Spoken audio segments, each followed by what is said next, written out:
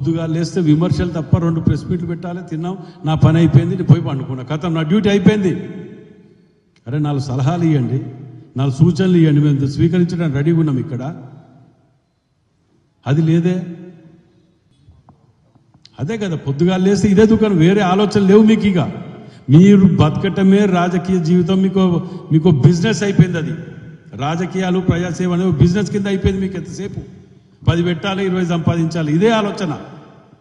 ఇకనైనా మార్చుకోండి, బుద్ధి తెచ్చుకొని బాగుపడతారు. మిమ్మల్ని ప్రజలు ఏమైనా నమ్మాలి. వాస్తవం చెప్పాలంటే ఈ బీఆర్ఎస్ పార్టీ మొత్తం విభజించి కుల వ్యవస్థని కానివ్వండి, మత వ్యవస్థను కానివ్వండి, అస్తవ్యస్తం చేసే పార్టీ ఏదైనా ఉన్నదంటే అది బీఆర్ఎస్. చాలా ప్రమాదకరమైన పార్టీ అది. వాళ్ళ బుద్ధి, వాళ్ళ తెలివి నిజంగా కూడా మ్యూజియంలో పెట్టాలి వీళ్ళ తెలివులని.